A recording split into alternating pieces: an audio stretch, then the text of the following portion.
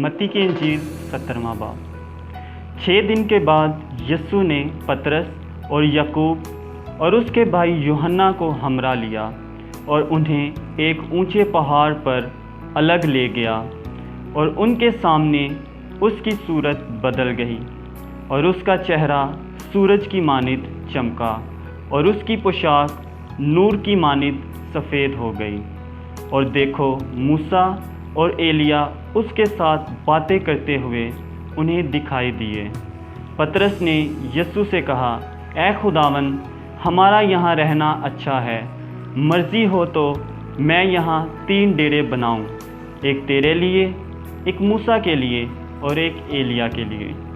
वो ये कह ही रहा था कि देखो, एक नूरानी बादल ने उन पर साया कर लिया, और उस बादल में से आवाज़ आई कि ये मेरा प्यारा बेटा है, जिससे मैं खुश हूँ, इसकी सुनो। शागिर्द ये सुनकर मुंह के बल गिरे और बहुत डर गए। यीशु ने पास आकर उन्हें छुआ और कहा, उठो, डरो मत।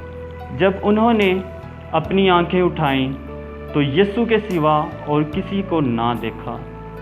जब वो पहाड़ से उतर रहे थे तो यीशु ने उन्हें ये हुक्म दिया कि जब तक इब्ने आदम मुर्दों में से ना जी उठे, जो कुछ तुमने देखा है किसी से उसका जिक्र ना करना।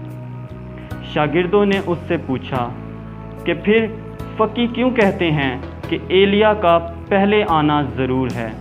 उसने जवाब में कहा, एलिया अलबत्ता आएगा और सब कुछ बहाल करेगा, लेकिन मैं तुमसे कहता हूँ कि एलिया तो आ चुका और उन्होंने उसे नहीं पहचाना, बल्कि जो चाहा उसके साथ किया। इसी तरह इब्ने आदम भी उनके हाथ से दुख उठाएगा। तब शागिर्द समझ गए कि उसने उनसे यूहन्ना बपतिस्मा देने वाले की बाबत कहा। और जब वो भीड़ के पास पहुँचे तो एक आदमी उसके पास आया और उसके आगे घुटने टेक कर कहने लगा, ऐ खुदावन, मेरे बेटे पर रहम कर, क्योंकि उसको मिर्गी आती है और वो बहुत दुख उठाता है, इसलिए कि अक्सर आग और पानी में गिर पड़ता है। और मैं उसको तेरे शागिर्दों के पास लाया था, मगर वो उसे अच्छा ना कर सके। यीशु ने जवाब में कहा, ऐ बेइत्काद और कजरो नस्ल, मैं कब तक तुम्हारे साथ रहूँगा? कब तक तुम्हारी बर्दाश्त करूँगा? उसे यहाँ मेरे पास लाओ। यीशु ने उसे झिड़का और बदबू उससे निकल गई और वो लड़का उसी घड़ी अच्छा हो गया। तब शागिर्दों ने यीशु के पास आकर खिलवत में कहा, हम इसको क्यों ना निकाल सके? उसने उनसे कहा, अपने ईमान की कमी के सबब से, क्योंकि मैं तुमसे सच कहता हूँ कि अगर तुम में राई के दाने के बराबर भी ईमान होगा तो इस पहाड़ से कह सकोगे कि यहाँ से सिरक कर वहाँ चला जा, और वो चला जाएगा, और कोई बात तुम्हारे लिए नामुमकिन ना होगी। लेकिन ये किस्म दुआ के सिवा और किसी तरह नहीं निकल सकती। और जब वो गलील में ठहरे हुए थे, यीशु ने उनसे कहा, इब्ने आदम आदमियों के हवाले किया जाएगा और वो उसे कत्ल करेंगे, और वो तीसरे दिन ज़िंदा किया जाएगा। इस पर वो बहुत ही गमगीन हुए। और जब कफरनहूम में आए तो नीम मिस्काल लेने वालों ने पतरस के पास आकर कहा, क्या तुम्हारा उस्ताद नीम मिस्काल नहीं देता?